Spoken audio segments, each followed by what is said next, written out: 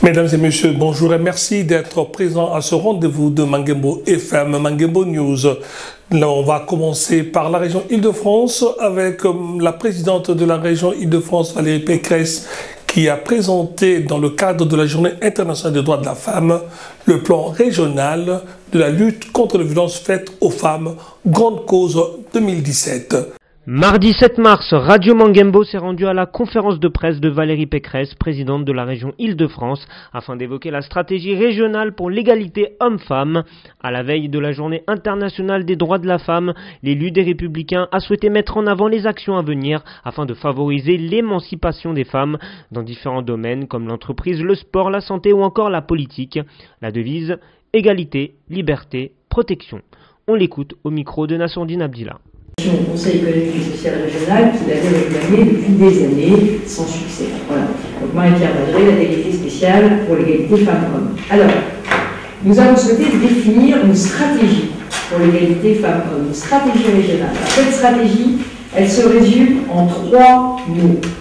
Égalité, liberté, protection.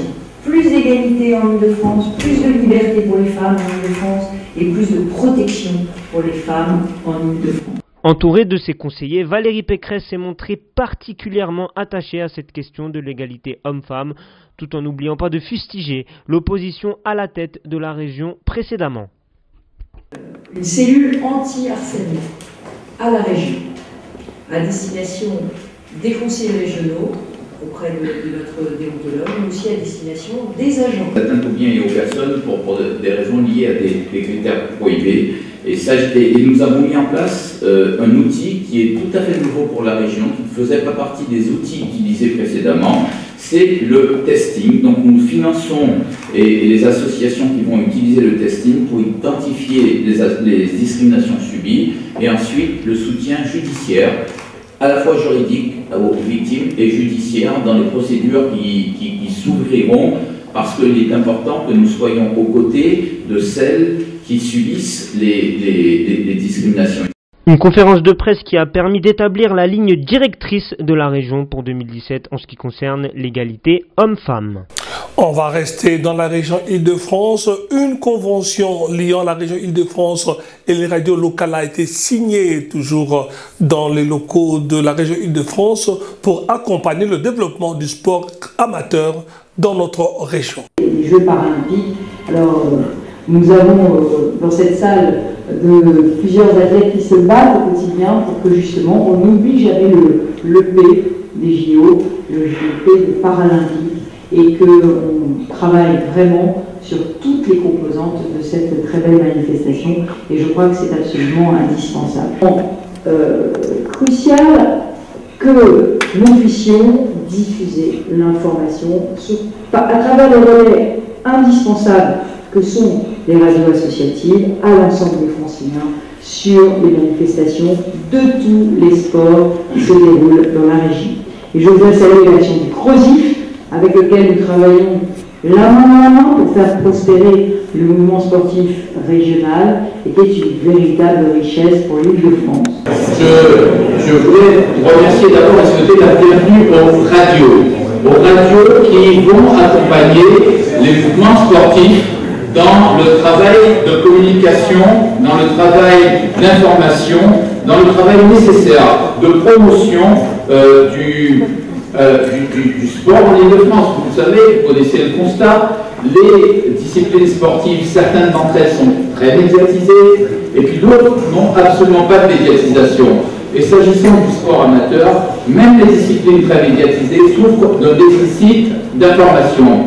Et donc, les radios avec qui la région Île-de-France travaille, les radios avec qui nous avons des conventions, et j'ai signé une convention avec vous il y a quelques mois de ça, pour lesquels vous êtes financés, vous avez accepté de jouer le jeu et de parler de ces événements sportifs. Chez nous, en Seine-et-Marne, la journée des droits de la femme a été marquée cette année par le Forum des femmes créatrices d'emploi qui se serait déroulé à la salle Bourdelle de la préfecture de Seine-et-Marne.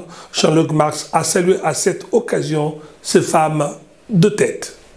C'est le biocircuit court. Alors vous dites Le bio, c'est très peu de choses, mais en fait, le taux de croissance, on voit bien sur l'année 2016, le taux de croissance du bio est assez phénoménal. Et comme on a une agriculture qui est en détresse, je pense que l'une des voies d'avenir pour cette agriculture, c'est ça. C'est ce que vous faites et c'est les débouchés que vous assurez. Et cette acculturation des consommateurs à une façon de vivre qui est la façon la plus saine qui puisse exister. Et qui est La Seine-et-Marne dispose de l'un des 4 centres de traitement de cartes d'identité. Le CERT de la Seine-et-Marne a été inauguré par le préfet Jean-Luc Marx le 28 février dernier. Ce CERT est un outil essentiel dans le traitement en ligne des demandes de cartes d'identité. Floribert Okitonjo.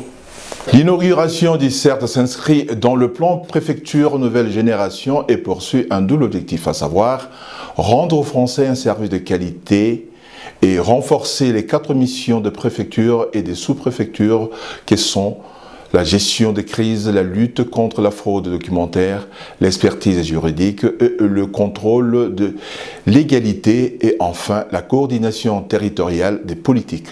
Traduit en Seine-et-Marne par le découpage de limites territoriales des arrondissements dans le but de faire coïncider les arrondissements avec les EPCI. Terminons cette actualité de la préfectorale avec l'opération coup de poing. Le préfet a mobilisé les 7 sous-préfets du département, les agents de son cabinet ainsi que tous les acteurs de la sécurité routière sur 25 points de contrôle. Près d'1 millier de véhicules ont été contrôlés au cours de l'après-midi et effectués. Résultat, 199 excès de vitesse dont un excès à plus de 5 km/h, 149 infractions au code de la route. Résultat dont s'est félicité Jean-Luc Marx et son équipe, à l'instar de Maya Renard, sous-préfète à la ville, qui a supervisé l'opération sur la départementale 471. Ce ne sont pas les comportements qui sont dangereux, tels que la vitesse, tels que le téléphone au volant, notamment la consommation de stupéfiants et d'alcool. Donc opération coup de poing dont l'emblème est le gant de boxe qui attaque parce qu'on réprime. Mais la sécurité routière, c'est non seulement la répression, mais aussi la prévention. Et donc on est là aussi, le gant de boxe protège également. Et donc nous, notre objectif aussi est de faire prendre conscience aux conducteurs que leur pratique dangereuse peut amener à des tués. Sur la RD 471 sur laquelle nous sommes là, l'année dernière, il y a eu 5 tués à cause de soit la vitesse, soit un défaut de maîtrise de son véhicule, soit des manques d'attention. Le grand hôpital de Melun Santé Pôle sera inauguré en 2018. Les travaux avancent à grands pas et c'est pour s'en rendre compte que l'équipe de Jean-Jacques Barbeau, président du conseil départemental, y est allée de sa visite accompagné de la presse. Un des financeurs du futur grand hôpital de Melun, le Centre Pôle du Sud-Seine-et-Marne, le président du conseil départemental Jean-Jacques Barbeau a dépêché sur le chantier de la plaine de Montaigu une équipe pour s'assurer de la bonne avancée des travaux et de la tenue des délais annoncés. Une visite de chantier à laquelle était associée la presse locale. C'était Mangembo News avec Joseph Pololo et Floribert Okitonjo. Portez-vous bien chez vous.